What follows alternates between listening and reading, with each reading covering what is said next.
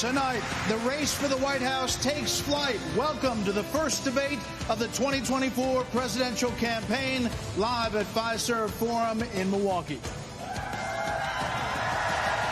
Republican candidates have qualified and have chosen to be here on our debate stage tonight. They are here to lay out their vision for America, the battle as they battle for the GOP nomination.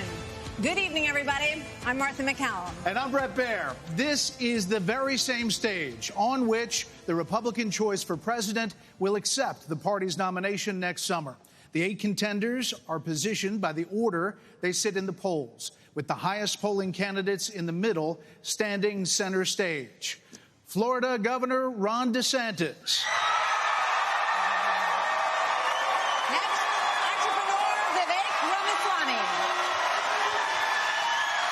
Former Vice President Mike Pence. Former South Carolina Governor Nikki Haley. Former New Jersey Governor Chris Christie. South Carolina Senator Tim Scott. Former Arkansas Governor Asa Hutchinson. And North Dakota Governor Doug Burgum. Some ground rules for tonight. We'll ask the questions, and then candidates get 1 minute to answer. If someone is singled out, you get 30 seconds to respond. And when the time runs out, we all will hear this. Very pleasant. So tonight, these candidates have a big opportunity to break out of the pack and to explain why they are best prepared to be the Republican choice for president, at a time when the likely Democrat nominee, President Joe Biden, is working to convince the country that with Bidenomics, things are looking up. They call my plan Bidenomics. I'm not sure they meant it in a totally complimentary way at the time. But guess what? It's working. But is it? More than 65% of Americans say the country is headed in the wrong direction. And here's the reality for some voters we talked to here in Wisconsin this week. We have noticed a dramatic increase in prices at the grocery store just across the board. Gas is high and food is high. A lot of people out here homeless because they can't buy food. It's tough when you got mortgage rates at 7-8% versus 2 to 3. It's just you can't afford a house anymore. Inflation is ridiculous. It's killing us out here. As we sit here tonight, the #1 song on the Billboard chart is called Rich Men North of Richmond. It is by a singer from Farmville, Virginia, named Oliver Anthony. His lyrics speak of alienation, of deep frustration with the state of government and of this country. Washington, D.C. is about 100 miles north of Richmond. These rich men north of Richmond, Lord knows they all just want to have total control. Want to know what you think, want to know what you do, and they don't think you know, but I know that you do. 'Cause your dollar ain't shit, and it's taxed to no end, 'cause the rich men, the rich men. So, Governor DeSantis, why is this song striking such a nerve in this country right now? What do you think it means? Our country is in decline. This decline is not inevitable. It's a choice. We need to send Joe Biden back to his basement and reverse American decline. And it starts with understanding we must reverse Bidenomics so that middle-class families have a chance to succeed again. We cannot succeed as a country if you are working hard and you can't afford groceries, a car, or a new home, while Hunter Biden can make hundreds of thousands of dollars on lousy paintings. That is wrong. We also cannot succeed when the Congress spends trillions and trillions of dollars. Those rich men north of Richmond have put us in this situation. And finally, we need to lower your gas prices. We're going to open up all energy production. We will be energy dominant again in this country. I showed it could be done in the state of Florida. I pledge to you as your president, we will get the job done, and I will not let you down. Governor DeSantis, thank you. Governor Christie, do you agree with Governor DeSantis just said there? And why would you be better on the economy than him? Well, look, I do agree predominantly with what Governor DeSantis just laid out. I think that if you asked every one of us up here, that we would agree predominantly with what he just laid out. Here's the difference. The difference is that we're going to have to work and make sure that we sell these ideas and be able to put ourselves in a position where we get a majority of the vote, not only by winning the Congress and the Senate in 24, but also by having someone who's had the experience of doing it. Now, I was elected as a conservative Republican in a blue state with 61% of the vote, with a Democratic legislature against me the entire time. And we still, through hard, strong decision-making, brought them around to our point of view. We cut taxes in New Jersey. We cut debt in New Jersey. We made sure that each and every time we were confronted with bad Democratic ideas, we stood and stopped them. And when there were good ideas, we brought people together to make progress going forward. Truth and accountability are the things we need to do to fight waste. And I'd say the last thing is this, Bret. We cannot sit by any longer and allow the kind of spending that's going on in Washington, because every dollar they spend is a dollar that these people are not allowed to spend on their children and their grandchildren. It's robbing our country, and it's wrong. Well, Governor, let me just follow up very quickly. New Jersey, when you were governor, had the second lowest credit rating in the nation after Illinois, and it was downgraded 11 times. Yep. Yeah, and that's what happens when you inherit a blue state that has done that. But when you look at what we did on debt, Bret, in that state, we cut debt in that state, debt that had been left to us by 3 Democratic gubernatorial predecessors of mine who ran up that debt tremendously. And what you also saw us do was to cut the unemployment rate in half. It was over 10% when I became governor in 2010. What we also did was cut pension payments to public employees to make sure that taxpayers were not being soaked by a public employee union system that was killing the taxpayer. Thank you, Governor. Tim Scott, Senator Scott, excuse me. The song also goes after welfare programs. As a senator, now President Biden argued for freezing federal spending, this was back in the 80s, and dealing with sacred cows. He does not talk about that anymore. You have been a senator, though, for 10 years. So what have you done to rein in the increasing size of government? Well, thank you for the question. Over the last several years, I've had an opportunity to vote against spending package after spending package after spending package. What we also need to understand is that Joe Biden's Bidenomics has led to the loss of $10,000 of spending power for the average family. When you see 16% inflation, your gas is up 40%, your food is up 20%, your electricity is up 20%. We can stop that by turning the spigot off at Washington, sending the money back to the states, and allowing the decisions to be made at their own houses. I helped write the Tax Cuts and Jobs Act in 2017. We cut taxes for a single mom like the one that raised me by 70%, for dual households by 60%, returning to the average family $4,000. If you don't send it to Washington, we can't spend it. That's good news for the American people. Okay, but just to follow up, you did, during the Trump administration, you approved $4.4 trillion, $4.1 trillion, $1.7 trillion over the course of that administration. That's a lot of money. There's no doubt that during the Trump administration, when we were dealing with the COVID virus, we spent more money. But here's what happened at the end of our time in the majority.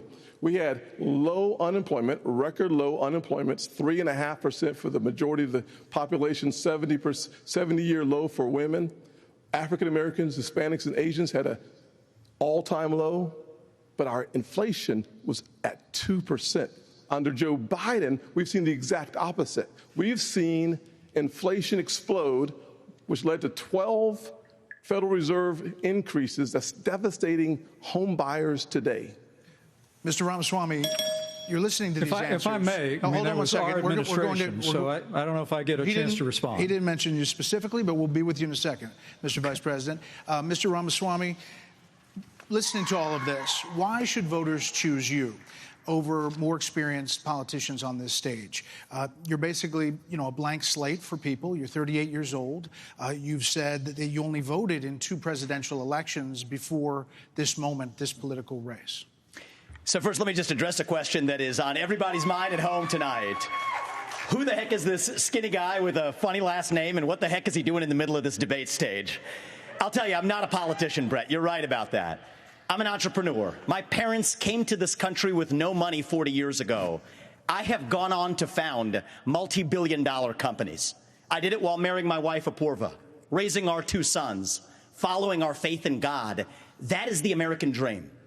And I am genuinely worried that that American dream will not exist for our 2 sons and their generation unless we do something about it. And I do think Bret is going to take an outsider, because for a long time we have professional politicians in the Republican Party who have been running from something. Now is our moment to start running to something, to our vision of what it means to be an American today. If you have a broken car, you don't turn over the keys to the people who broke it again. You hand it over to a new generation to actually fix the problem. That's why I'm in this race, and we're just getting warmed up. All right, to you, Governor Haley.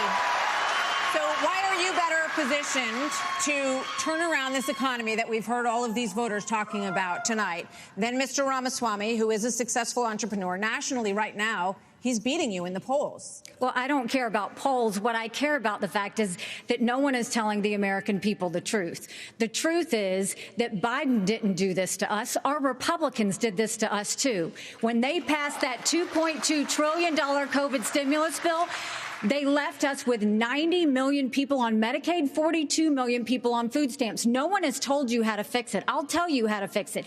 They need to stop the spending. They need to stop the borrowing. They need to eliminate the earmarks that the Republicans brought back in.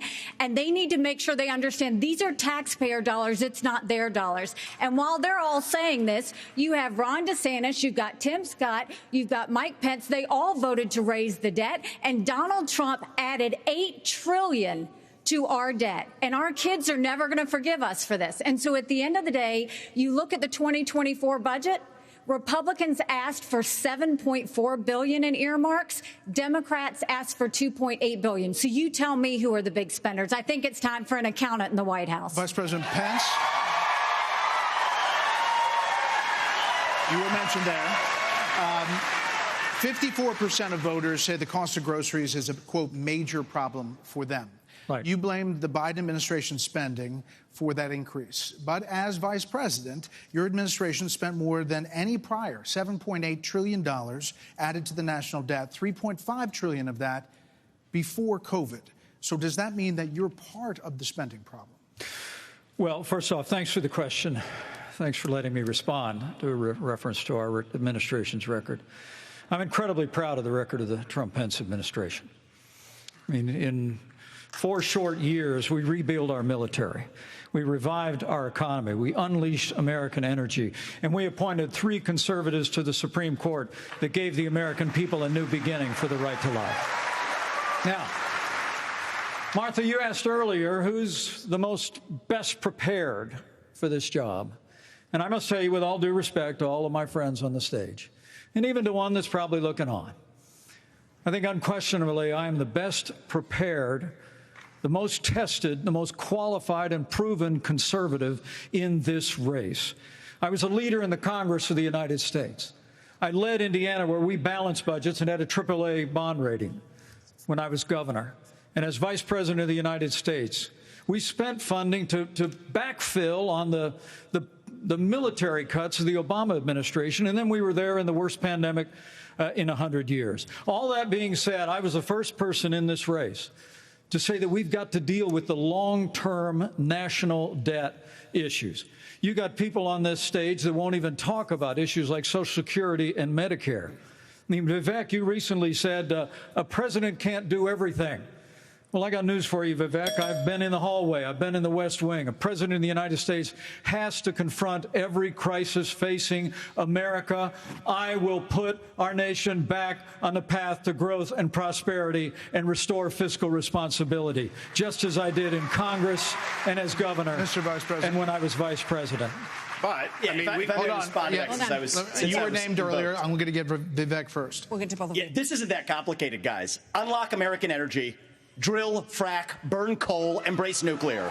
Put people back to work by no longer paying them more to stay at home. Reform the U.S. Fed, stabilize the U.S. dollar, and go to war. The only war that I will declare as U.S. president will be the war on the federal administrative state that is the source of those toxic regulations acting like a wet blanket on the economy. So I'm not sure I exactly understood Mike Pence's comment, but I'll let you all parse that out. For me, it's pretty simple. That's something a U.S. president can do with focus, and I'll deliver on it. Well, let me explain it to you. If I can. I'll go slower this time. I sometimes struggle with the reading comprehension. Look, I was a House conservative leader before it was cool. I actually pushed a Deficit Reduction Act. That was the last time we actually reduced the national debt in the United States, when I was the leader of House conservatives. I balanced budgets and cut taxes when I was governor. I mean, look, Joe Biden has weakened this country at home and abroad. Now is not the time for on-the-job training. We don't need to bring in a rookie. We don't need to bring in people without experience. We need to bring It's 30 seconds when you have a rebuttal, okay? And you are up, Governor DeSantis. So here's the thing. Why are we in this mess? Part of it, and a major reason, is because how this federal government handled COVID-19 by locking down this economy. It was a mistake. It should have never happened. And in Florida, we led the country out of lockdown. We kept our state free and open. And I can tell you this, as your president, I will never let the deep state bureaucrats lock you down. You don't take somebody like Fauci and coddle him. You bring Fauci in, you sit him down, and you say, Anthony, you are fired. We're going to get to it. You know what? We're going to bring in... I just want to finish responding to Mike. I just want to respond to Mike for 1 second because he invoked me back. Listen, now that everybody's gotten their memorized, pre-prepared slogans out of the way, we can actually have a real discussion now. The reality and the fact of the matter is... Was that one of yours? Not really, Mike, actually. We're just going to have some fun tonight. And the reality is, you have a bunch of people, professional politicians, super PAC puppets, following slogans handed over to them by their 400-page super PACs last week. The real choice we face in this primary is this. Do you want a super PAC puppet, or do you want a patriot who speaks the truth? Do you want incremental reform, which is what you're hearing about, or do you want revolution? Okay. And I stand on the side of the American Revolution. We're going to take control back here. We need everyone to have a moment on the economy. Yeah. I think that's fair. Can I address the COVID there are two people who have not. We're going to get back to that. We are. There are two people who we have not heard from yet. So let's hear from Governor Burgum and then from Governor Hutchinson on the economy, sir. Well, great. Thank you, Martha. And, of course, I'm from a town of 300 people. It's a big deal to make it on this stage with all these folks.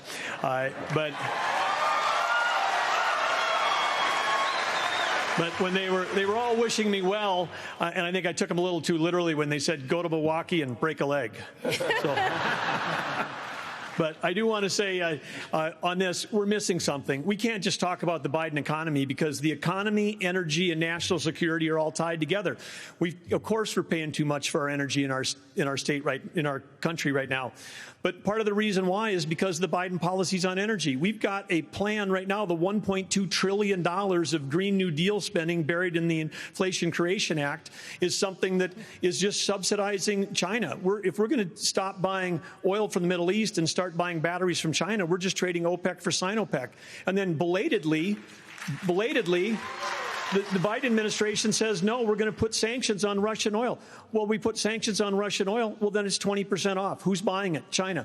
So if you buy a battery in this country, you buy a solar panel, it's being produced in a plant in China powered by coal, or it's being powered by oil and gas at 20% off. And every farmer in this country would like to buy diesel at 20% off, just like they're buying it in China. Governor Hutchinson, quickly. Thank you, Bret. Delighted to be here tonight.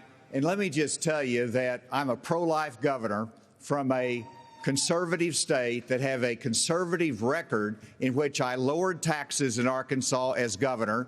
I created a $2 billion surplus that I passed over to my successor, and I made sure that we shrunk the size of government. We have 14% fewer state employees in Arkansas after I left government than when I took over as governor 8 years ago. I tell that because that's what we need in Washington, D.C. We need somebody who can actually constrain the growth of the federal government, that can actually reduce the size, and I've pledged to reduce by 10% our federal non-defense workforce. That's a specific pledge to make that attacks the administrative state. And let me applaud some of the business partners that are here that have had success in business. But let me tell you, I've been a federal prosecutor. I've served our country in terms of being head of the DEA, in Homeland Security, in times of crisis. And while I think that that's experience that is important for the future of our country, to be the President of the United States that can lead with positive solutions and be held accountable. Thank you. We have a lot of topics to get to, and I promise we're going to get to everyone if we play within the rules. Okay, next topic. More than 1,000 people are still unaccounted for in Maui after the deadliest U.S. wildfire in more than a century. Hawaii's governor and White House officials said that climate change amplified the cost of human error. And a tropical storm hit California for the first time in 84 years. The ocean hit 101 degrees off the coast of Florida. And in the last month, the heat wave in the Southwest broke records nearly 50 years old. So Alexander Diaz from Young America's Foundation has a question for you all. Polls consistently show that young people's #1 issue is climate change. How will you, as both President of the United States and leader of the Republican Party, calm their fears that the Republican Party doesn't care about climate change? So we want to start on this with a show of hands. Do you believe in human behavior is causing climate change? Raise your hand if you do. Look, we're not school children. Let's have the debate. I mean, I'm happy to take it to start. Alexander? So do you want to raise your hand or not? I don't think that's the way to do. So let me just say to Alexander this. First of all, one of the reasons our country's decline is because of the way the corporate media treats Republicans versus Democrats. Biden was on the beach while those people were suffering. He was asked about it. He said no comment. Are you kidding me? As somebody that's handled disasters in Florida, you got to be activated. You've got to be there. You've got to be present. You've got to be helping people who are doing this. And answer the question? And here's the deal. Let's just answer the question. So is that a yes or is that a yes? Is that a hand raise? You do not. I think it was a hand raise for him, and it's my hands are in my pockets. No, because no, the climate change agenda is a hoax. hand. Let us be honest as Republicans. I'm the only person on the stage who isn't bought and paid for, so I can say this. The climate change agenda is a hoax. That's just ridiculous. The climate change agenda is a hoax, and we have to declare independence for it. And the reality is, the anti-carbon agenda is the wet blanket on our economy. And so the reality is, more people are dying of bad climate change policies than they are of actual climate change. Governor Haley, are you bought and paid for? Down by 98% in the last century. Listen. I've had enough. I've had enough already tonight of a guy who sounds like ChatGPT standing up here. And the last person in one of these debates, Bret, who stood in the middle of the stage and said, "What's a skinny guy with an odd last name doing up here?" was Barack Obama, and I'm afraid we're dealing with the same type of amateur standing on stage tonight. Come over and give me a hug. Give me a hug just like you did to Obama. The same type of amateur. And you'll help elect me just like you did to Obama, too. Give me that the same type of amateur. Hold on. Governor Haley, would you like to respond? Are you bought and paid for? What I would like to say is the fact that I think this is exactly why Margaret Thatcher said, if you want something said, ask a man. If you want something done, ask a woman.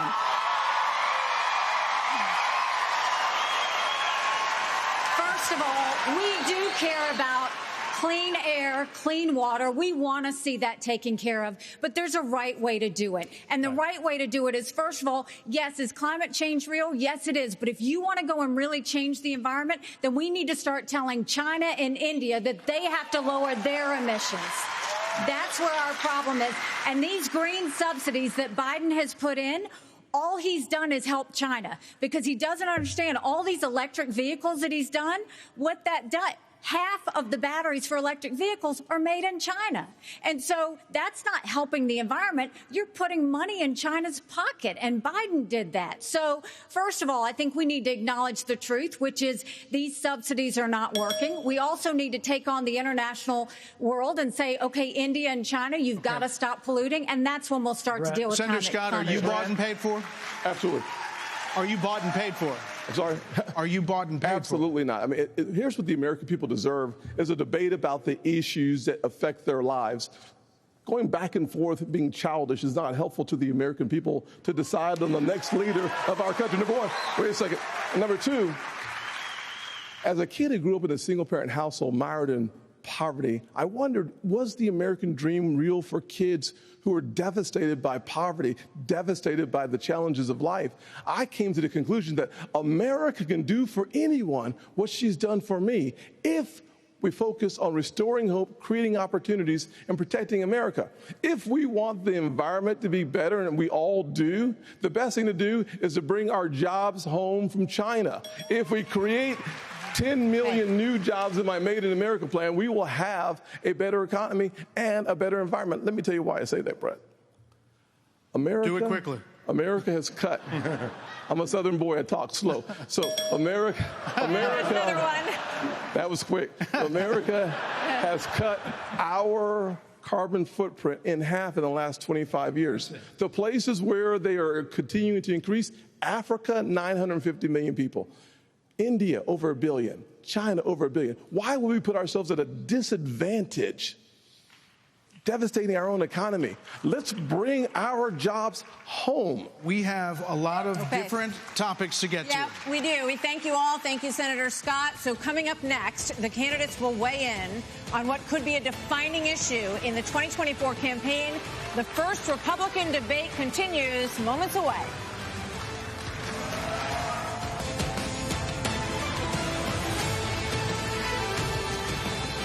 Abortion has been a losing issue for Republicans since the Dobbs decision.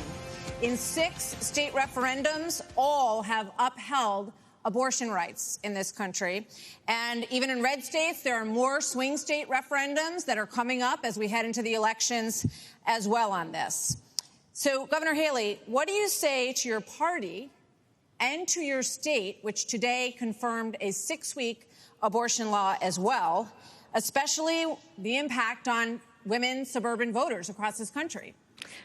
Thank you, Martha. I am unapologetically pro-life, not because the Republican Party tells me to be, but because my husband was adopted and I had trouble having both of my children, so I'm surrounded by blessings. Having said that, we need to stop demonizing this issue. This is talking about the fact that unelected justices didn't need to decide something this personal, because it's personal for every woman and man.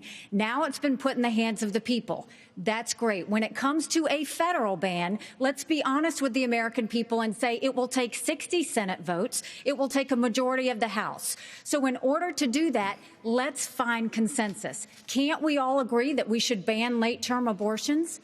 Can't we all agree that we should encourage adoptions? Can't we all agree that doctors and nurses who don't believe in abortion shouldn't have to perform them? Can't we all agree that contraception should be available? And can't we all agree that we are not going to put a woman in jail or give her the death penalty if she gets an abortion? Let's treat this like a respectful issue that it is and humanize the situation and stop demonizing the situation. Bret, Governor, hold on. You're not mentioned, Vice President Pence. Governor DeSantis, you signed a 6-week abortion ban in Florida. One of your biggest financial backers said that you need to, quote, shift to get moderates or you will lose. What do you say to him and others who say politically that is a tough thing to sell nationally? Well, I would say we sold the biggest election landslide victory in the history of the Republican Party in the state of Florida in 2022. That's what I did. We can win. But second of all, look, you got to do what you think is right. I believe in a culture of life. I was proud to sign the heartbeat bill. I remember one of the most impactful moments of my life was when I heard the heartbeat of my oldest daughter in my wife's womb and then saw the sonograms of all 3 of my kids. What the Democrats are trying to do on this issue is wrong, to allow abortion all the way up to the moment of birth. I know a lady in Florida named Penny. She survived multiple abortion attempts. She was left discarded in a pan. Fortunately, her grandmother saved her and brought her to a different hospital. We're better than what the Democrats are selling. We are not going to allow abortion all the way up till birth, and we will hold them accountable for their extremism. But just to be clear, Governor, would you sign a 6-week ban federally? I'm going to stand on the side of life. Look, I understand Wisconsin is going to do it different than Texas. I understand Iowa and New Hampshire are going to do different. But I will support the cause of life as governor and as president. Vice President Pence, you're shaking your head. We must have a national... Hold on, Senator. Vice President Pence, you're shaking your head. Well, look, I'm not new to this cause. After I gave my life to Jesus Christ as my Lord and Savior, I opened up the book and I read, "Before I formed you in the womb, I knew you. And see, I set before you life and death, blessings and curses. Now choose life." And I knew from that moment on the cause of life had to be my cause. And I've been a champion for life in the Congress, a champion for life as governor and as vice president. And to be honest with you, Nikki, you're my friend, but consensus is the opposite of leadership. When the Supreme Court returned this question to the American people, they didn't just send it to the states only. It's not a states-only issue. It's a moral issue. And I promise you, as President of the United States, the American people will have a champion for life in the Oval Office. Can't we have a minimum standard in every state in the nation that says when a baby is capable of feeling pain, an abortion cannot be allowed? A 15-week ban is an idea whose time has come. It's supported by 70% of the American people, but it's going to take unapologetic leadership that stands on principle and expresses compassion for women in crisis pregnancies. I'll do that as President of the United States. He called my name, so I want to respond to that. 30 seconds. So first of all, I will say it is in the hands of the people, and that's where it should be. But when you're talking about a federal ban, be honest with the American people. We haven't had 45 pro-life senators in over 100 years. So no Republican president can ban abortions any more than a Democrat president could ban all those state laws. Don't make women feel like they have to decide on this issue when you know we don't have 60 Senate votes in the House. 70% of the American people support legislation but to ban abortion after a baby is capable of experiencing pain. It's just going to take leadership. Hold on. 70% of the Senate does not. You have to be honest with the American people. We have to have a 15-week limit. Let's get Governor Bergman for one minute here. But the Supreme Court did overturn Roe v. Wade, and the result of that decision was that it went back to the states. So that's where it is right now. So as I understand it, you are not in favor of a federal ban. What do you say about the states? There's about 5 of them, including New Jersey, I think a few others, that allow abortion up until the time of birth, though. If you were president, would you be able to abide that? Well, first of all, I'm a pro-life governor of a very pro-life state. And this issue is, of course, very important. But I am on the record, and I stand behind that we should not have a federal abortion ban. We should not. And the reason why we shouldn't is very simple. It's the 10th Amendment in the Constitution. In the Constitution, which the states created the federal government, not the other way around, it says that there were certain duties allowed to the federal government delegated to them by the states. The rest are left to the states, or importantly, or to the people. We need to get back to freedom and liberty for the people in this country. And we can't have Republicans who fight for 50 years for this great cause to return it back to the states, and then the next day they turn around and go, no, the feds should do that, because the feds are stepping into people's lives, they're stepping into people's businesses. Over and over, if we say that the Fed should be in on this one, where do we stop? I say that we follow the Constitution, and this is returned to the states. This is where it should be. But Governor Bergman, you signed a 6-week ban. Time out. You signed a 6-week ban. Governor Bergman, you signed a 6-week ban. So you're saying federally, it's all going to go to the states. Yes, and what is going to work in New York will never work in North Dakota, and vice versa. That's Governor why 50 states. That's why 50 states. This is too important of an issue that I have to address. First of all, the Supreme Court gave it back to the elected representatives, whether it's the states or whether it's the United States Congress. So there is authority, and that's why President Biden is pushing for a Democrat proposal, which is, in essence, abortion on demand through the term. So they have their extreme position at a national level. It's most likely going to be addressed in the states, but it's certainly fine for it to be addressed at the national level as well. Arkansas has the record of being the most pro-life state in the nation. I signed 30 pro-life pieces of legislation while I was governor. And every state can determine a different outcome here. And it is the most important issue for women and for the unborn child and for our country that we get this right. It's going to be a continued debate. Let's talk about it in terms of compassion, in terms of protecting the life, and also understanding how we have to enhance adoption services, how we have to enhance maternal care. Those things we've done in Arkansas and are important for our nation's future. There are a lot of issues that are very important. Senator, I'll let you weigh in. We cannot let states like California, New York, and Illinois have abortions on demand up until the day of birth. That is immoral. It is unethical. It is wrong. We must have a president of the United States who will advocate and fight for, at the minimum, a 15-week limit. I am 100% pro-life conservative. I have a 100% pro-life record. I got to tell you, though, we must fight for life. Our Declaration of Independence says our Creator gave us inalienable rights that include life.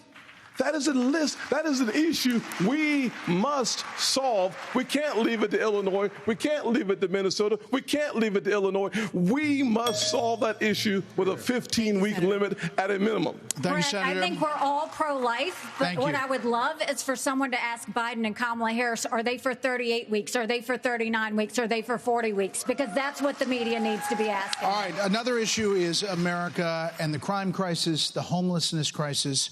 American cities are in decline. People are moving out as homelessness, drugs, crime move in. There are problems accelerated. They did accelerate during the pandemic and are still rising, actually. Murders in Los Angeles, New York, Chicago, all up 30% between 2019 and 2022. Homelessness is up 11%, the largest jump in recorded history. Vice President Pence, a lot of this began in the COVID era. How much of what we're seeing happening around this country is a result of those COVID lockdowns? And is your administration in part to blame for how we got here? Well, I think what's in part to blame is the Democrats have been talking about defunding the police for the last 5 years. And we ought to be funding law enforcement, particularly in our major cities, at unprecedented levels. I mean, it's extraordinary to think about the violence that's claiming innocent lives literally every week in every major city in this country.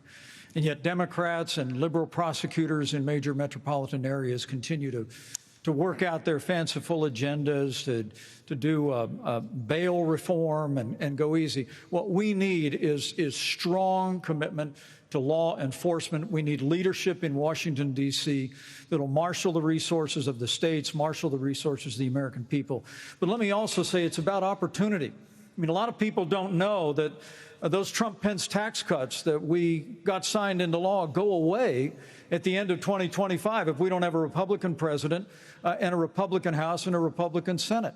When I'm president of the United States, we're actually going to cut taxes further. We're going to extend those tax cuts, and we're going to close the Federal Department of Education, block grant all that funding back to the states. With a growing economy and educational choice and law enforcement, we will bring our cities back. Governor Christie, another issue. This weekend here in Milwaukee, reports say there were 30 shootings, and a number of them including kids. Add that to the big increase in school shootings around the country. Democrats blame this crisis on easy access to guns. They also blame Republicans for blocking gun control legislation. What would President Christie do? You know, I'm proud of the fact, Bret, that I'm the only person, along with Governor Hutchinson, up on this stage who's actually running a United States Attorney's Office. I ran the 5th largest office in America in a state where there is significant urban crime. And the problem is not going to be solved by more money. The problem is that these prosecutors in these localities in the states are refusing to do their job and to arrest violent criminals. So what a President Christie would do is appoint an attorney general who would instruct each of the 93 U.S. attorneys that they are to take over the prosecution of violent crime in every one of those cities that are failing to do so. We have plenty of room in the federal prisons to lock up these violent criminals and clean up what's going on all across this country in these individual cities. Secondly, what we need to make sure that each and every one of these criminals understand is that the laws apply to everybody. And when Hunter Biden fills out a fake application, a false application for a gun permit, and then is facing a 10-year mandatory minimum, which was mandated by legislation sponsored by his father, and then you have a Justice Department that walks away from those charges, we're telling people that the law doesn't apply to everybody. In a Christie administration, he would go to jail for 10 years. What about a President Ramaswamy? What does a President Ramaswamy do about guns? So the reality is we have a crime wave in this country, and we know how to fix it. The question is, do we actually have the spine to do it? More cops in the streets who are on the streets able to do their jobs without looking over their shoulder for getting sued. And we also have a mental health epidemic in this country. Just over the same period that we have closed mental health institutions, we have seen a spike in violent crime. Do we have the spine to bring them back? I think we should. As president, I will. But it's not just drugging up people in those psychiatric institutions with Zoloft and Seroquel. It's a deeper issue. I think faith-based approaches can play a role here, too. We're in the middle of a national identity crisis. And I say this as a member of my generation. The problem in our country right now, the reason we have that mental health epidemic, is that people are so hungry for purpose and meaning at a time when family, faith, patriotism, hard work have all disappeared. What we really need is a tonal reset from the top, saying that this is what it means to be an American. Yes, we will stand for the rule of law. Yes, we will close the southern border where criminals are coming in every day. And yes, we will back law enforcement because we remember who we really are. And that's also how we address that mental health epidemic in the next generation that is directly leading to violent crime across this country. Governor DeSantis, really quickly. Governor DeSantis. We don't have an identity crisis, Vivek. We're not looking for a new national identity. The American people are the most faith-filled, freedom-loving, idealistic, hardworking people the world has ever known. We just need government as good as our people. Well, Mike, I think the difference is you might have, some others like you may have on the stage, it's Morning in America speech. It is not Morning in America.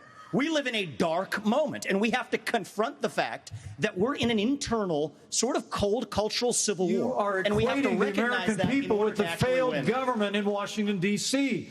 We just need government as good as our people again. So, let me just finish addressing that slogan, because I don't know what that slogan means. We need to shut down the administrative state. That's actually how we translate it. Crime has been on the rise in Florida, Governor DeSantis. How do you stop crime? Well, actually, crime's at a 50-year low in Florida. We're happy with that. Well, the statewide, it's a 50-year low. And so here's the thing.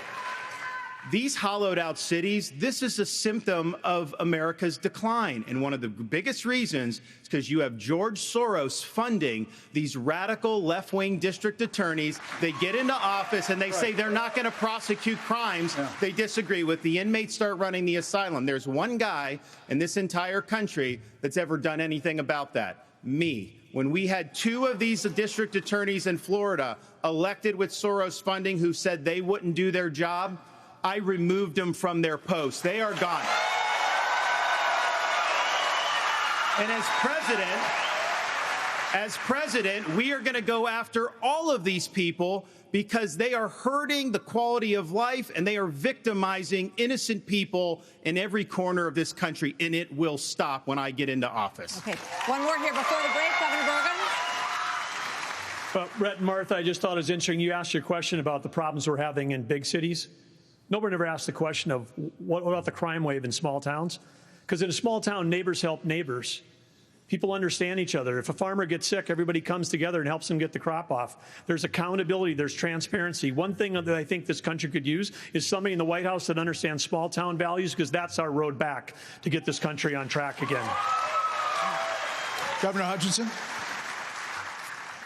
As former head of the DEA, I understand the drug crisis in America. And right now, whenever you look at the challenges in our inner city, there's three simple words that would be helpful. One, enforce the law when it comes to crime. Secondly, let's deal with the challenge of fentanyl. And it's both about stopping the fentanyl coming from Mexico, but it's also about education of our young people, making sure that we have the tools that are needed for addiction counseling. That's what we expanded in Arkansas as well. Whenever you look at the underlying challenge of America, though, no one likes to see an America with smash and grab in our inner cities. As President of the United States, that will stop. It starts at the top with the respect for our justice system that a former president who's under indictment has undermined by attacking judges, by attacking prosecutors, by attacking the system and saying he's aggrieved. And so we have to have respect for our justice system and the rule of law, and it starts at the top with the President of the United States. Bret, thank you. Hold on. Take a break. Bret. So, speaking of that, right now you are looking live at Fulton County Jail, where former President Donald Trump will be processed tomorrow. So next, the candidates will have an opportunity to talk about the coming trials of Donald Trump.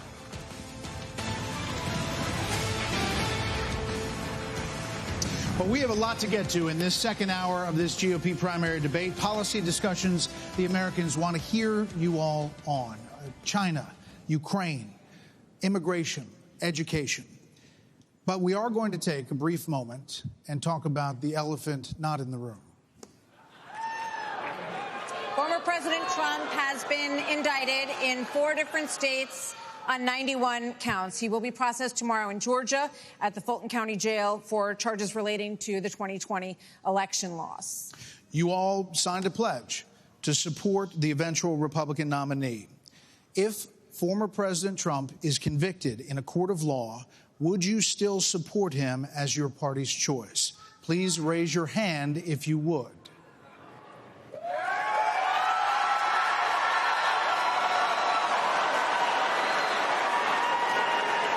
Just hold on. So just to be clear, Governor Christie, you were kind of late to the game there, but you raised your hand? No, I'm doing this. Look, I'm doing this. And I know you didn't. Whoa. No. What's the look, here's the bottom line. Someone's got to stop normalizing this conduct. Okay? Now whether or not you believe that the criminal charges are right or wrong, the conduct is beneath the office of President of the United States.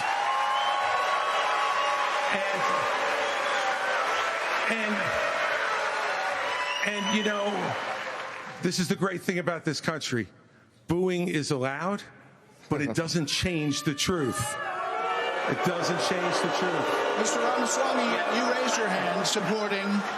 I'd like to get in and respond. Let's just speak the truth, okay? President Trump, I believe, was the best president of the 21st century. It's a fact.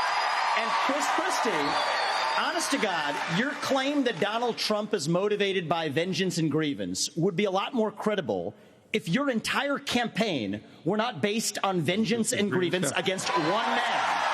And if people at home want to see a bunch of people blindly bashing Donald Trump without an iota of vision for this country, they could just change the channel to MSNBC right now. But I'm not running for president of MSNBC. I am running for president of the United States. We're skating on thin ice, and we cannot set a precedent where the party in power uses police force to indict its political opponents. It is wrong. We have to end the weaponization of justice in this country. 30 seconds, Governor DeSantis. Look, let me tell you something. I'm sorry. 30 seconds, Governor Christie. You make me laugh because you sit here in an answer. You sit here in an answer right. Hold on one second. You sit here in an answer. Go ahead, Governor Christie. Hold on, Governor Christie. Hold on. Well, so listen, the more time we spend doing this, the less time they can talk about issues you want to talk about. So let's just get through this section. Governor Christie. You sit here talking about how you want to stand up for the rule of law. Yes. And law and order. And the fact is that it can't be selective. In your book, you had much different things to say about Donald Trump than you're saying here tonight. That's not true. Well, it is very true. That is not true. It's very true. I read it, because and there's I know. a difference between bad behavior and illegal behavior, Chris. And you, as a prosecutor, should know better. Yeah, you know what? I know a lot better. There's a difference between bad behavior. And I know a lot better than you do. You've never done it, like you've never done anything to try to advance the interests of this government except to put yourself forward as a candidate tonight. And here's the thing. We've stood up for law and order. I did it as U.S. attorney. I did it as governor. And I am not going to bow to anyone when we have a president of the United States who disrespects the Constitution. He said, your MSNBC contributor. He said, these are politicized indictments, Martha, and we have to call out the truth. Martha, it's important to say that the president said, Donald Trump said, it's okay to suspend the Constitution. Now, the oath you take is to preserve, protect, and defend, not suspend. I will always stand up for our Constitution, regardless of the political pressure. Right. We have another question for you. We're going to get everyone in on this issue, but I have another question. Hold on, you will. All right. So President Trump's former vice president is on this stage tonight. He has faced hecklers on the campaign trail over his actions on January the 6th. On that day, the vice president moved forward with the certification of the election.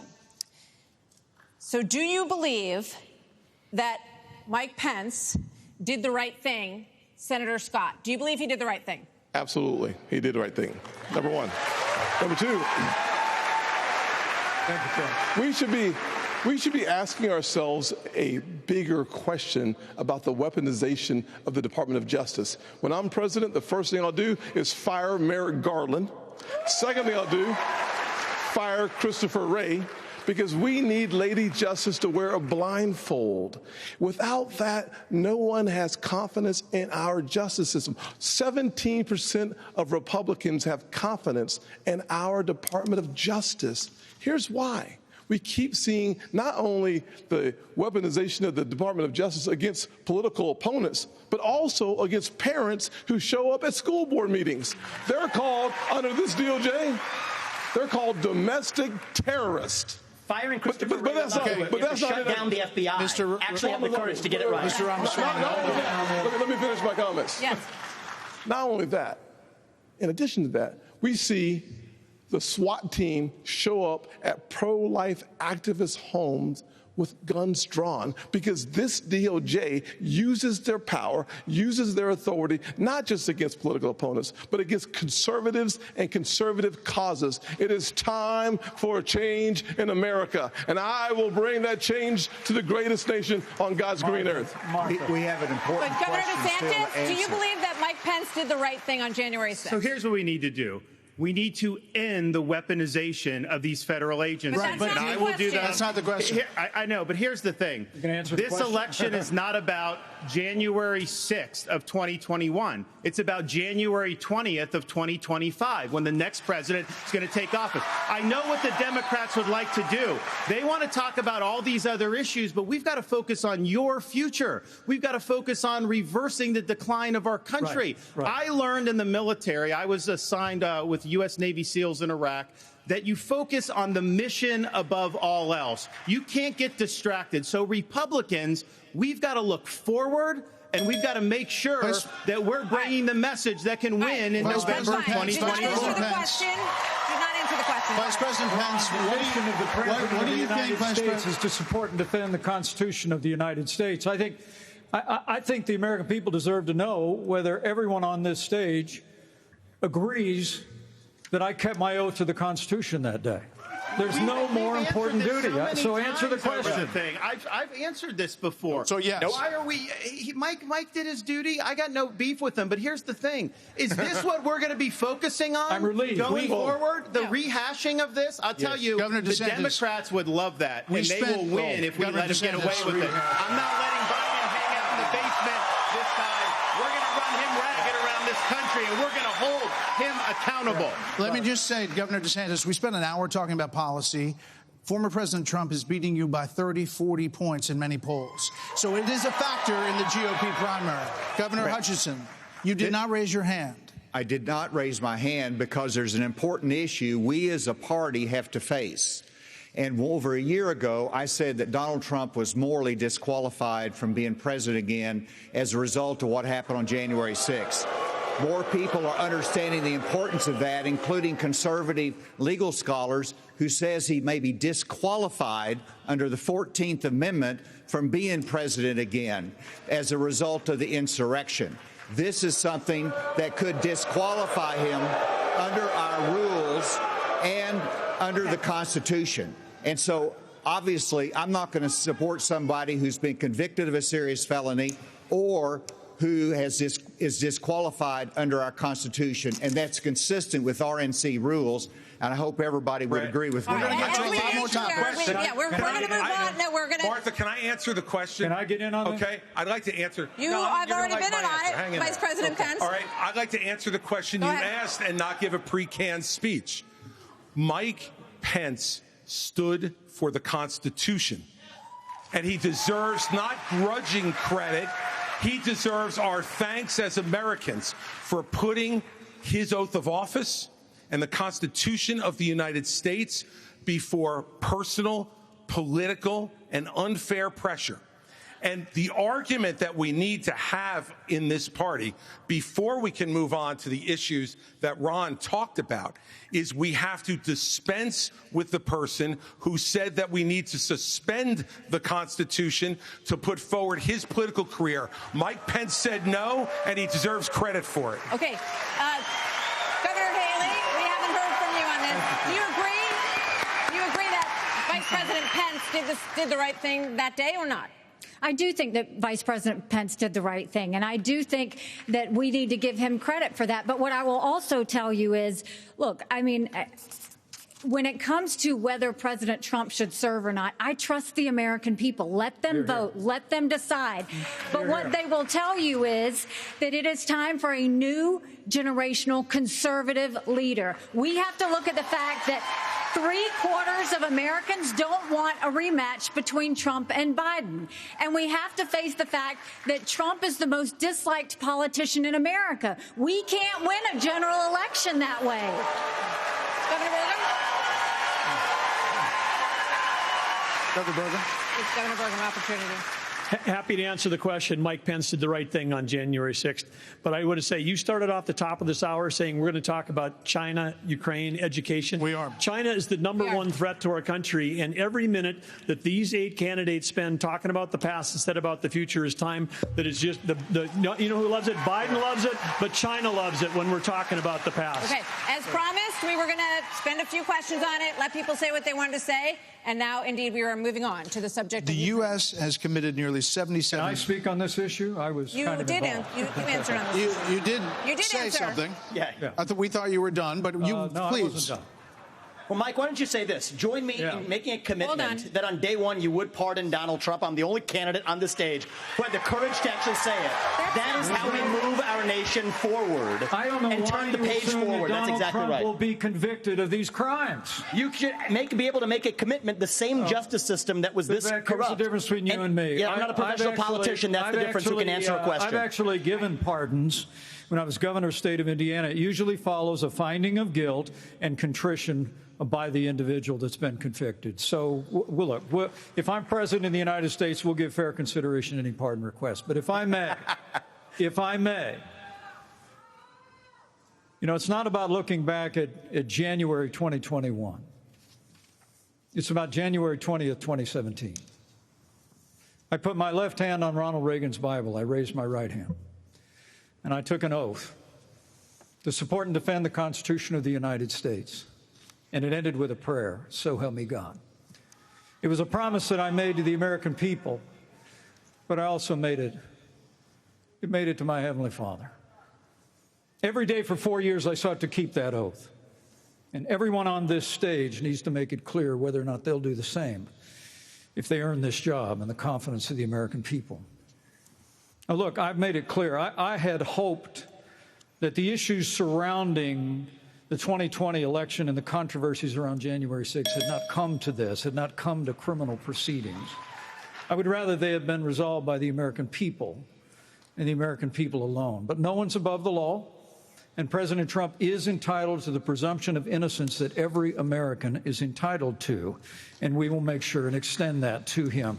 But the American people deserve to know that the president asked me in his request that I reject or return votes unilaterally, power that no vice president in American history had ever exercised or taken. He asked me to put him over the Constitution. And I chose the Constitution, and I always will. I had no right to overturn the election, and Kamala Harris will have no right to overturn the election when we beat them in 2024. Thank you, Vice President Pence. Now we are moving on to other issues. The U.S. has committed nearly $77 billion in aid to the Ukraine war. The administration is now asking Congress for $24 billion more. Regardless of that, the specifics of that plan, is there anyone on stage who would not support the increase of more funding to Ukraine? We would not support it. Europe needs to step up. I mean, I would have Europe step up and do their job. All right, Mr. Ramaswamy, but you're saying you would not too, Governor DeSantis? I will have Europe pull their weight. Right now, they're not doing that. You would not support and I think we need to do, and I think our support should be contingent on them doing it. And I would have support in China to be able to take China and do what we need to do with China.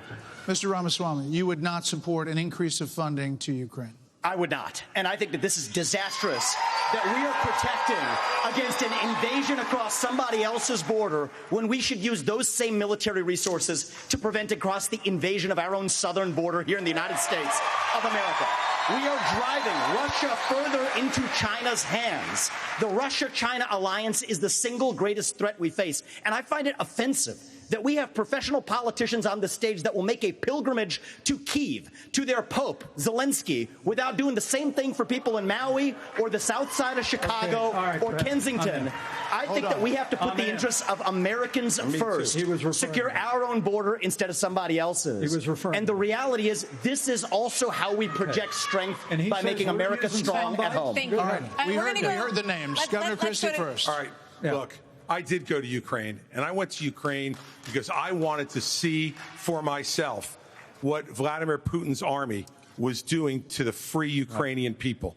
And let me tell you, I want you all to look around this arena tonight and imagine that every one of these seats was filled. And if every one of them was filled, there would still be 2,500 more children outside to make over 20,000 who have been abducted, stolen, ripped from their mothers and fathers, and brought back to Russia to be programmed to fight their own families. They have gouged out people's eyes, cut off their ears, and shot people in the back of the head, men, and then gone into those homes and raped the daughters and the wives who were left as widows and orphans. This is the Vladimir Putin. This is the Vladimir Putin who Donald Trump called brilliant and a genius. If we don't stand up against this type of autocratic killing in the world, we will be next. Hang on. I have a question for Governor Haley. We'll come back. Vice President Pence was mentioned. You get 30 seconds. Yeah, well, let me be clear. Anybody that thinks that we can't solve the problems here in the United States and be the leader of the free world has a pretty small view of the greatest nation on earth. That is incorrect. We can do both, Vivek. We've done both. We've been the leader of the free world and the arsenal of democracy for years. The Reagan Doctrine years ago made it clear. We said, if you're willing to fight the communists on your soil, we'll give you the means to fight them there so our troops don't have to fight them. Vivek, if we do the giveaway that you want to give to Putin to give him his land, it's not going to be too long before he rolls across a NATO border, and frankly, our men and women of our armed forces are going to have to go and fight him. I want to let the Ukrainians fight and drive Putin and the Russians back out into Russia. I want to just so briefly address Pence. Have to make that Vice fight. President Pence. I have a newsflash. The USSR does not exist anymore. It fell back in 1990. Did I say the real USSR? threat? You talked about the communists, and the real communists that we have to address right now. Do you not have any idea what Vladimir Putin's aims are? You already spoke. Now I actually have something to say. Vladimir Putin has been saying he wants to reestablish the old Soviet sphere You've made of your point, influence. Vice President. Now, if you think I'm sorry if I insulted him by calling him a communist. He is a dictator and a murderer, and the United States of America needs to stand against authoritarianism. Mr. Ramaswamy, 30 seconds. Respond. The real threat we face today is communist China. And we are driving Russia further into China's arms. The Russia-China military alliance is the single greatest threat we face. Okay. Nobody in either political party is talking about it. And I am the only non-neocon on this stage who will keep us out of war. Mr. Vice President, we can't hear Mr. Vice President. Is to give Russia everything they've got. Mr. Vice President. Give them a promise that Ukraine will never be in NATO, and then somehow China will not think about taking Taiwan. We achieve peace through strength. Mr. Vice President. America needs to stand for freedom. Okay. Here we go. I think we need to reestablish some ground rules When we hear this bell, yes, that means your time's done. You're done. So, Mr. Vice President, we appreciate your aggressiveness here. 30 seconds is 30 seconds. Mr. Ramaswamy, you were mentioned. You get 30 seconds. So the reality is that today, Ukraine is not a priority for the United States of America. And I think that the same people who took us into the Iraq War, the same people who took us into the Vietnam War, you cannot end it. You cannot start another no-win war. And I do not want to get to the point where we're sending our military resources abroad when we could be better using them here at home to protect our own borders, protect the homeland. All right. That will be my top priority in foreign policy. I think we gave you protect more than the 30 homeland. seconds in the revive. So I do want to get to some other people because everybody, we respect everybody's time here. So, Governor Haley, you did not raise your hand, meaning that you would support more funding for the Ukraine war. You have said of Governor DeSantis that you didn't appreciate it when he initially called it a territorial dispute. Why?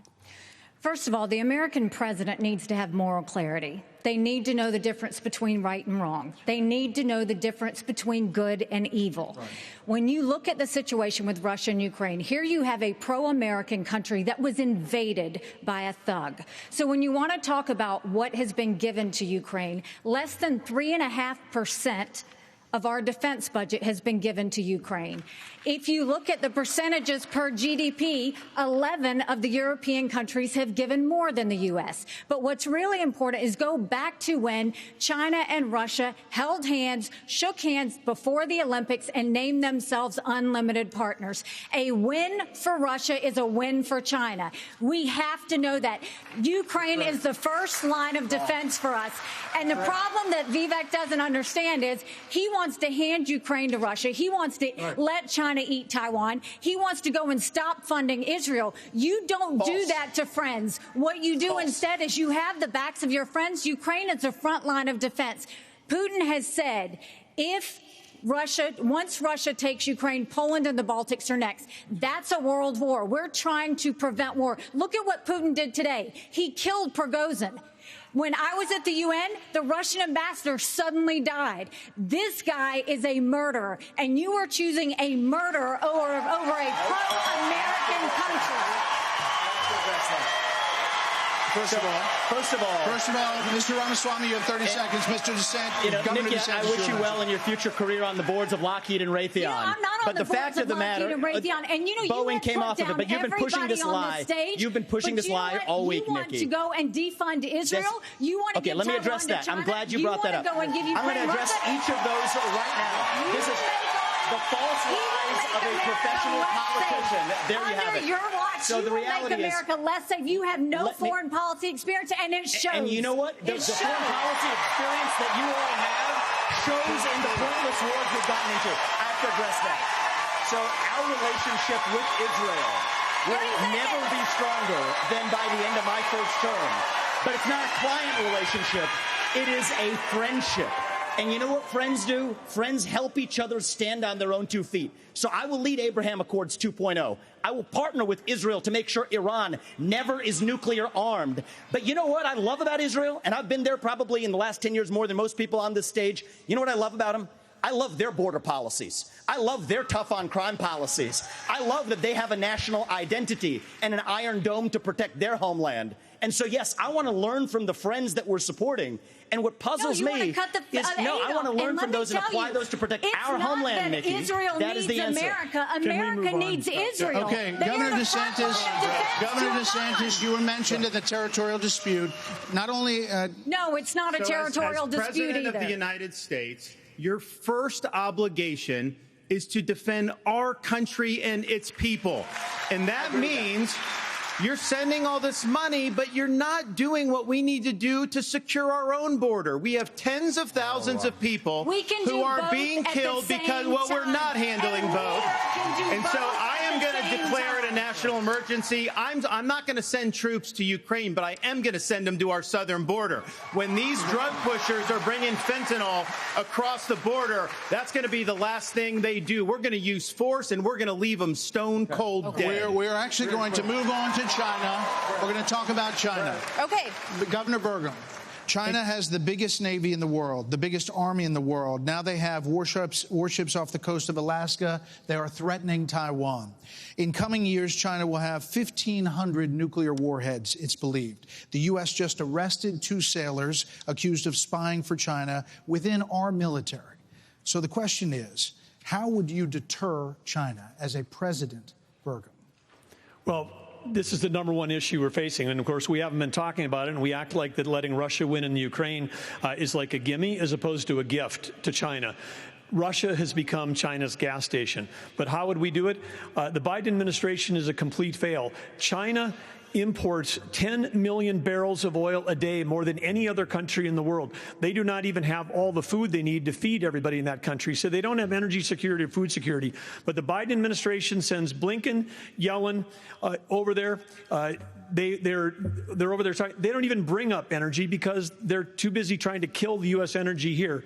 And what we need to do is not meetings, not press releases, because something that would send a lot more than a press release is actually Harpoon missiles. We need anti-ship missiles on Taiwan. The way that you have a war never start, which is the goal, the way you have peace through strength, is that you actually have strength. You actually have deterrence. And what we have in what we've got going on in Ukraine is an example of when deterrence fail. What is an example there of Biden's disastrous withdrawal from Afghanistan, the fact that he green-lighted Putin moving into Ukraine, and then now they see weakness, and when they see weakness, they make a move.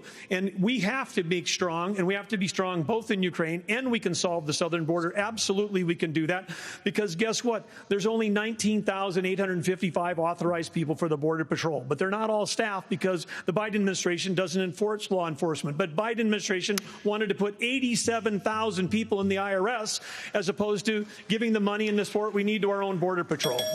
Okay. Senator Scott, on China, that same question. Can I speak about China? Let's fire the 87,000 IRS agents and hire or double the number of Border Patrol agents. I just left Yuma, Arizona about 2 weeks ago. The most pressing need of the American people from a national security standpoint is our southern border. It has led to the death of 70,000 Americans because of fentanyl, plus 6 million illegal crossings since President Biden has taken office, and 200 people on our national security watch list have been caught at our border. How many have not been caught at our southern border? If we just spend $10 billion, we could finish the wall. For $5 billion more, we could have the military-grade technology to surveil our southern border to stop the flow of fentanyl and save 70,000 Americans a year. That should be the priority of this government. And as the next president of the United States, I will make that border wall complete. There are many more questions on China. I do want to ask about... I want to say I couldn't agree more. It's not just the 70,000 from fentanyl. We've lost 200,000 people to overdoses since Biden took office. That's 300 people a day. We're taking mass casualties, and that's a statistic, but these are sons and daughters, nieces and nephews that we're losing. We've got North Dakota troops down there flying night helicopter missions from San Diego to the Gulf Coast, trying to stop these transnational criminal organizations. They've got better funding on their side than we've got on our side. Speaking of which, Governor Hutchinson, images from earlier this month, Governor Hutchinson, with Mexico, Vice President Pence, images from earlier this month. Vice President Pence, it really doesn't help. I'm asking a question. Earlier this month, images showed suspected cartel members crossing into Texas with rifles. Do you consider this an invasion? Would you authorize lethal force along that border? There would be lethal force used by the Border Patrol, law enforcement as needed to protect the border. Absolutely. When you look at the military has to be used for intelligence gathering purposes. This is not unusual. Whenever I was in the Bush administration, we went down there and met with President Vicente Fox of Mexico and asked his help in going after the cartels. And he looked at me and said, they're a problem to us as well. And so we joined together and we took down the Ariana Felix brothers leading the Tijuana cartel, and that made a difference. Ramon was shot and killed, and Ben Amin was captured. Cooperation makes a difference. We cannot be successful going against the cartel unless we bring in Mexico as a partner. We have to use economic pressure to accomplish that. President Obrador has not been helpful, and we have to use economic pressure that this administration is not using. The rule of law has to matter on both sides of it. Okay. This is critical. I've done it. We know what needs to be done. The military has to be limited in its use. When after 9/11, we had the global war on terror, and guess what? We protected the border at the same time. You can do both. Okay, let's go to Governor DeSantis. So, as president, would you support sending U.S. Special Forces over the border into Mexico to take out fentanyl labs, to take out drug cartel operations? Would you support that kind of American military use? Yes, and I will do it on day one. Here's the thing. The cartels are killing tens of thousands of our fellow citizens. You want to talk about a country in decline? You have the cartels controlling a lot of part of your southern border. We have to reestablish the rule of law, and we have to defend our people.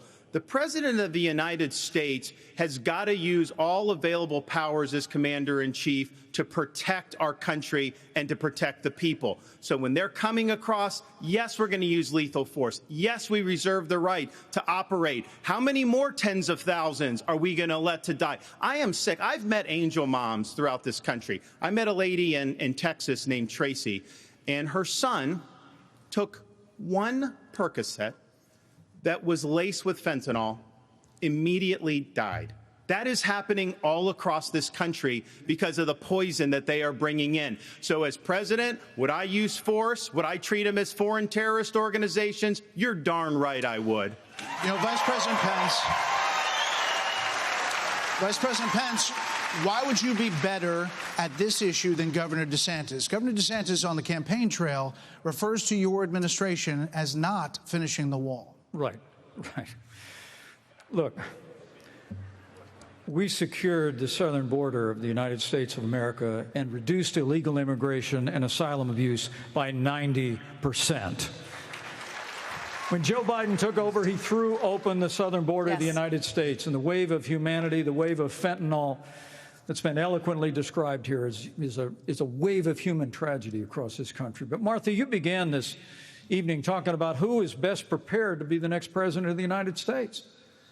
And I have to tell you, with all humility, I was there when we negotiated through the government shutdown and got the funding available to build the wall. I was negotiating on Capitol Hill around the clock. I negotiated the Remain in Mexico policy on behalf of the President of the United States. And Asa, you're so right.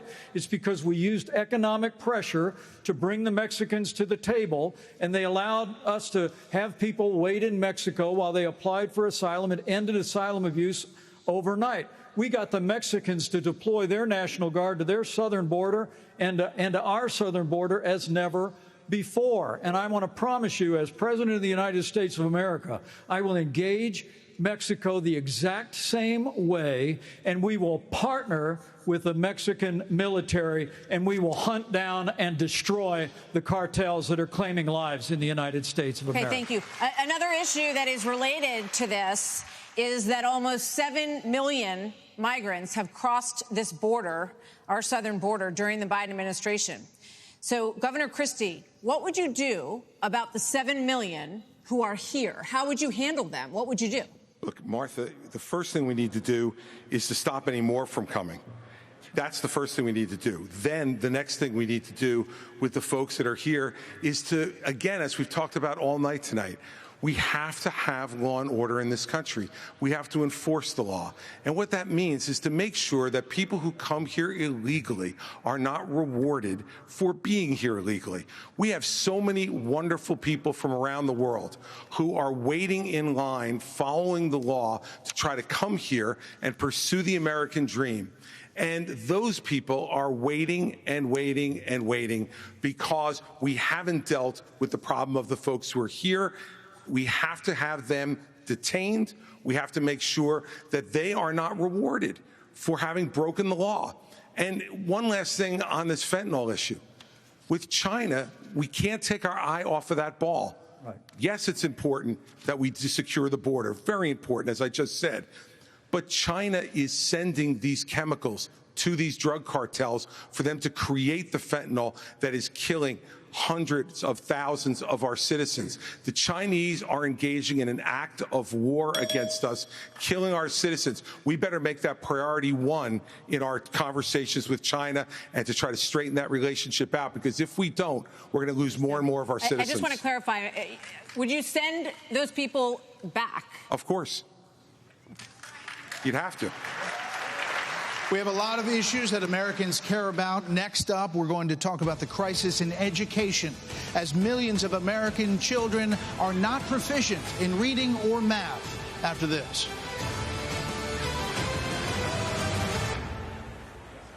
The nation's report card was the weakest ever for American school children, exposing chronic absenteeism, deep declines for reading and math for 15-year-olds and 13-year-olds.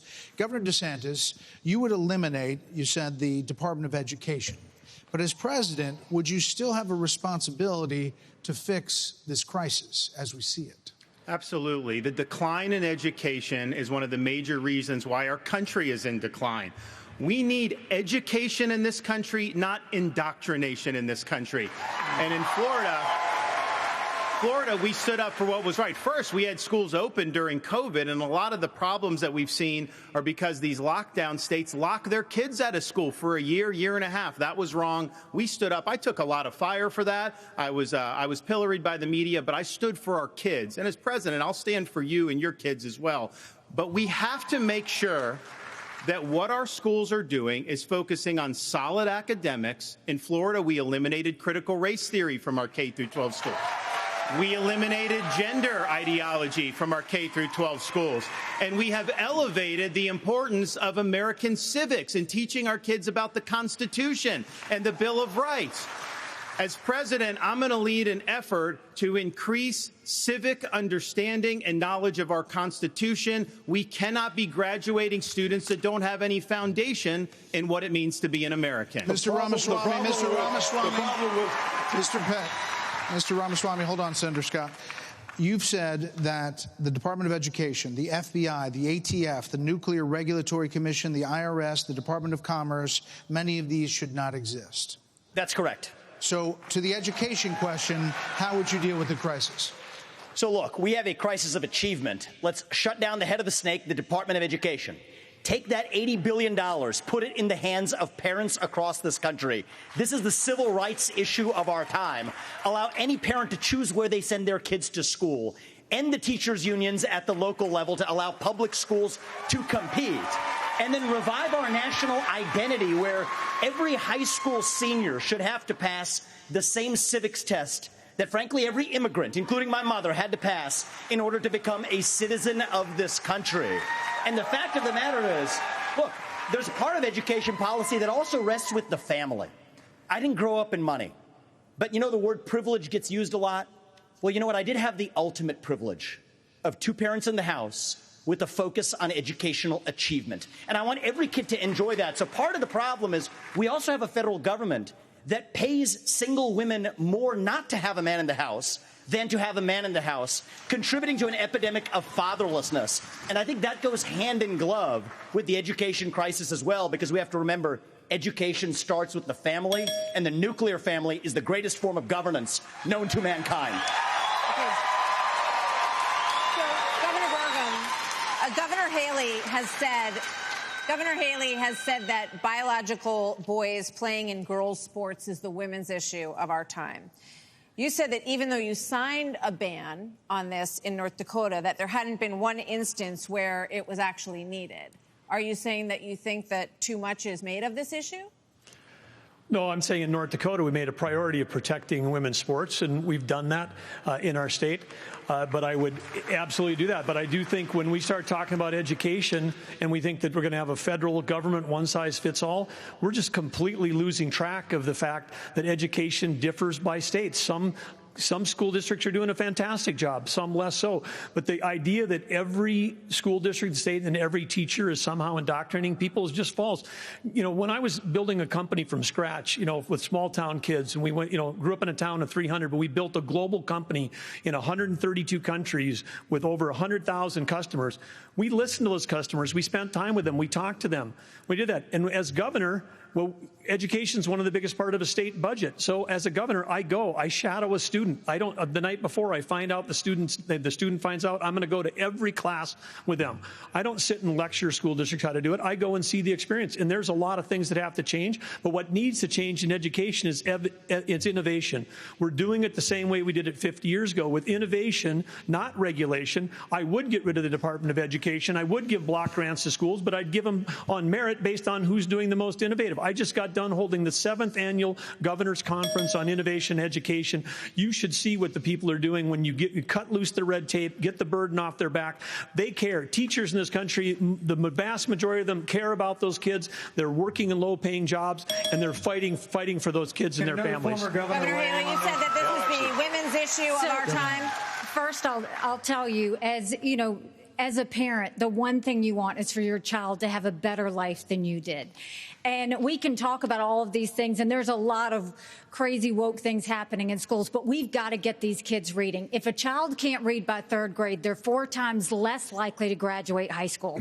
So we need to make sure we bring in reading remediation all over this country. We need transparency in the classroom because parents should never have to wonder what's being said or taught to their children in the classroom. Parents need to be deciding which schools their kids go to because they know best. And let's put vocational classes back into the high schools. Let's teach our kids to build things again.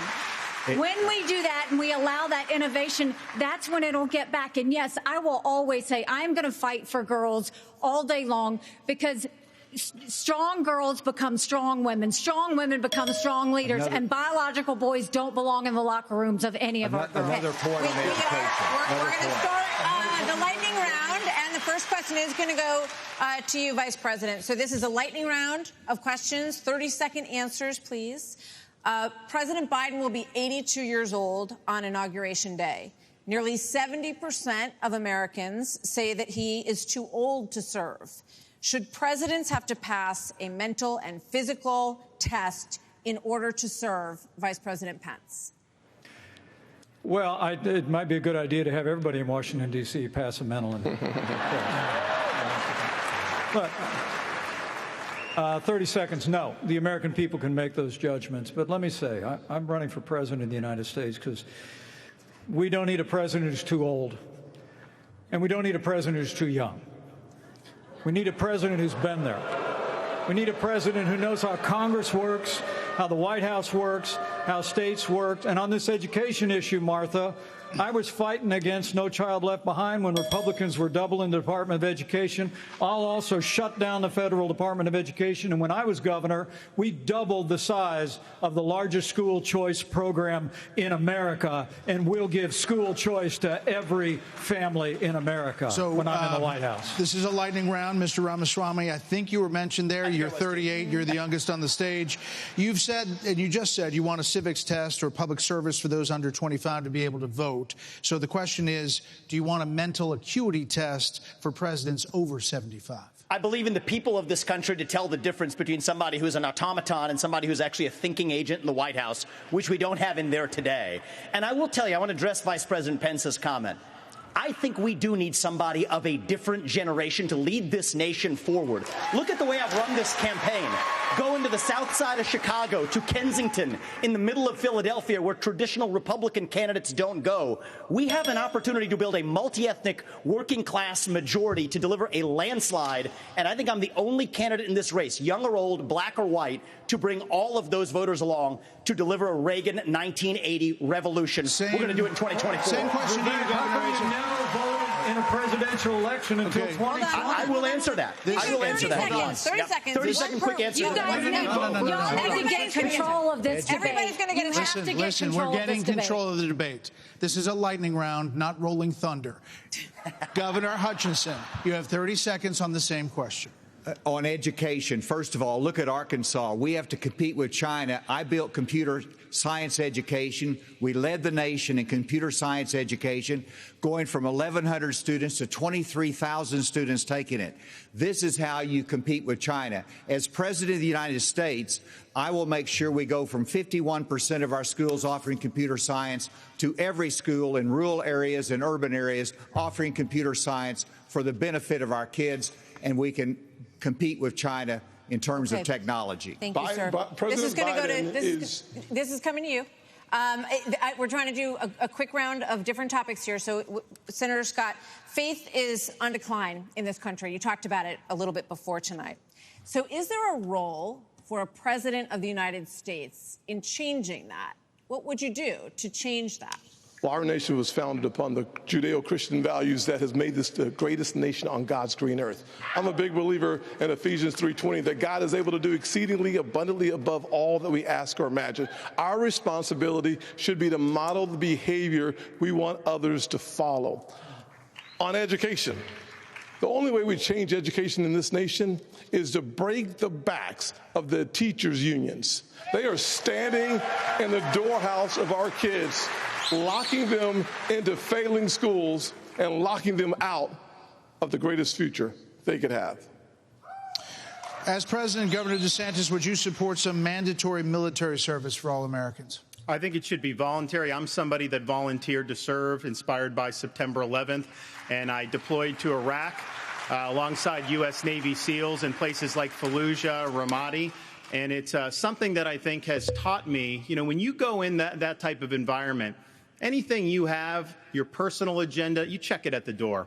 You go there, and it's about focusing on the mission above all else. And guys come together, and they get it done. And that's how I would view being the President of the United States. It's not about me. It's not about all these other side issues. My sole focus will be on your future and reversing this country's decline. Okay, now for something a little out of this world, and this is for you, Governor Christie. Do you believe that the recent spike in UFO encounters... I get the UFO question? Yeah, you do. Come on, there man. You go.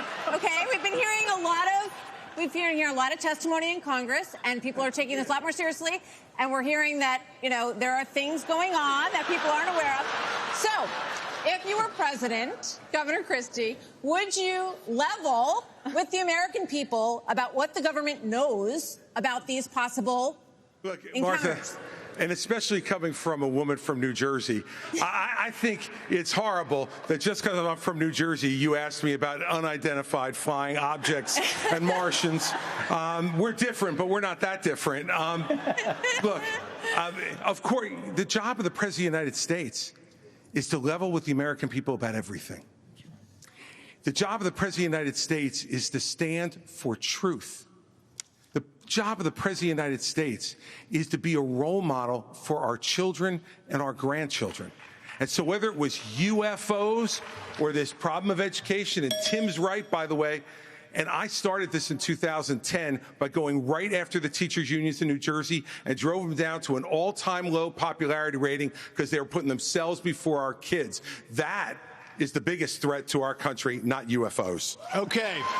Well, coming up, we've got closing arguments. Plus, right after the debate, Hannity is live from the spin room right here in the Fiserv Forum with reaction from all the candidates as soon as they step off the stage. We'll be back after this.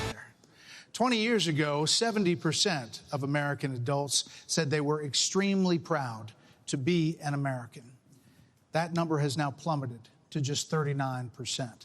In his pitch to get to the Oval Office, President Reagan called America the shining city on a hill, a beacon of hope and optimism. So in your closing statement tonight, please tell American voters why you are the person who can inspire this nation to a better day. These are 45 seconds, and we begin with Governor Burgum. I understand why America's hurting. Biden's inflation is choking us. I grew up in a small town. My dad died when I was a freshman in high school. My mom, widow of 3, went back to work. Every job I had growing up was one where I took a shower at the end of the day, not at the beginning of the day. Our cities are less safe because of the fentanyl pouring into this country. Our economy is being crushed by Biden's energy policies, which are raising the cost of every product you buy, not just the gasoline at the pump. One thing that I'll do as president, I'll secure the border. I'll get this economy sprinting, not crawling like it is right now. And I would say that other thing is for sure, when I'm on a horseback in the Badlands of North Dakota, it looks like the horizon is just limitless. And when you can almost see beyond that horizon, you can see that this great country, our future is unlimited. But we've got to focus on innovation, not regulation. We've got to cut the red tape. We've got to drive ourselves forward. The way we win the Cold War with China is by growing our economy and through innovation. And as president, I will bring out the best of America. I will improve every American life. Governor Hutchinson. We hope you're back on your horse soon, Governor. Governor Hutchinson. Our nation is in trouble, and it's in trouble because of failed leadership. And the solution is not 4 more years of Joseph Biden. The solution is not 4 more years of Donald Trump. The solution is new leadership that can bring bold ideas to America and to bring out the best of America. A president's #1 responsibility is to bring out the best of our people. That's what Ronald Reagan did. And he did it with optimism and hope for our country, with a consistent conservatism. That's exactly what I bring.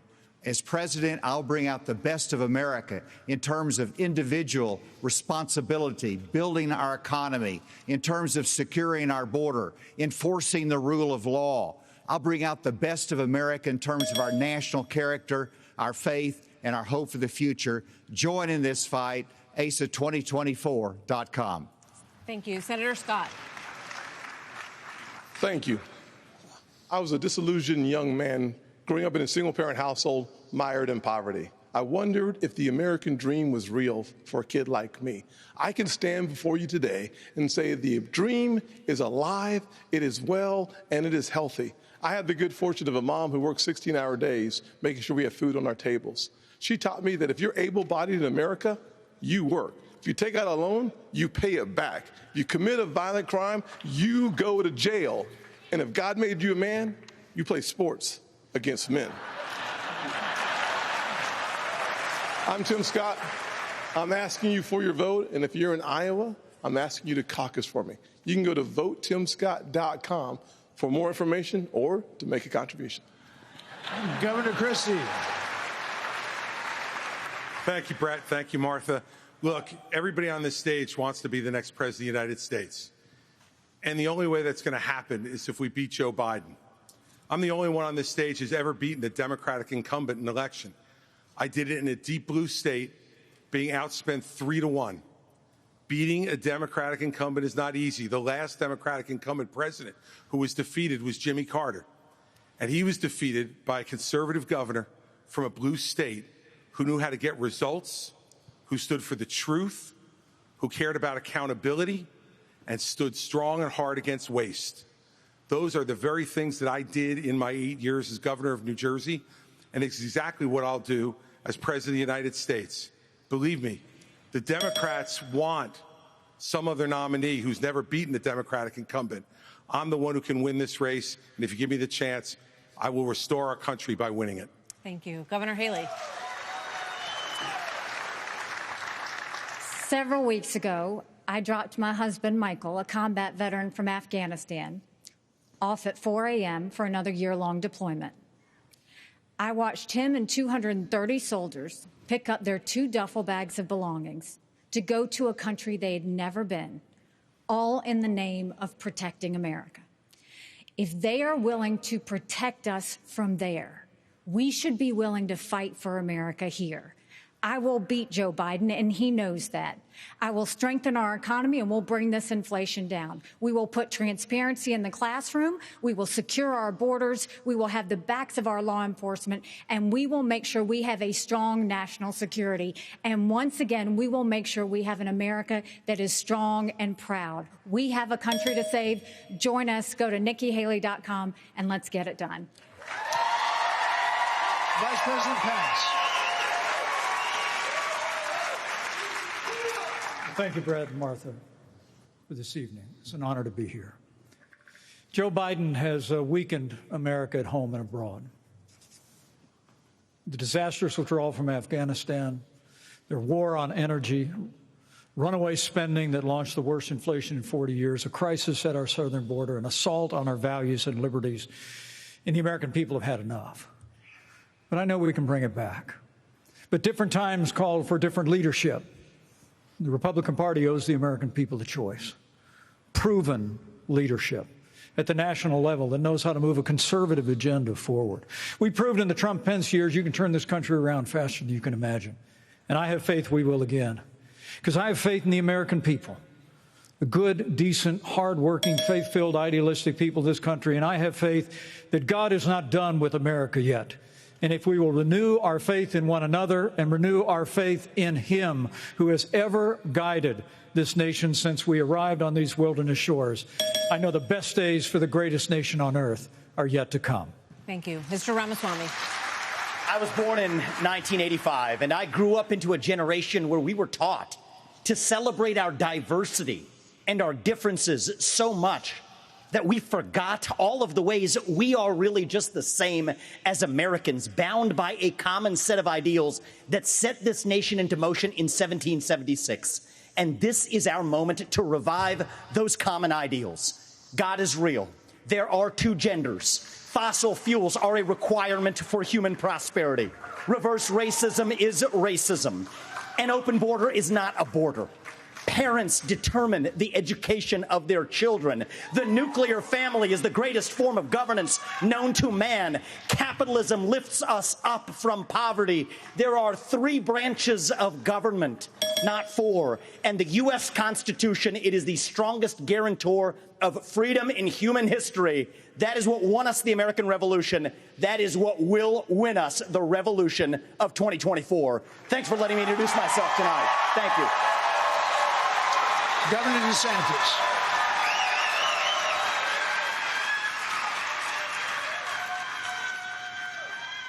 Governor? This is our time for choosing. We will send Joe Biden back to his basement, and we will reverse the decline of this country. I'm a blue-collar kid. I work minimum wage jobs to be able to make ends meet. I understand the importance of the American dream, and I know how that's slipped away from so many millions of Americans. We'll restore it. I'm a veteran who served in Iraq. I know what it means to put service above self.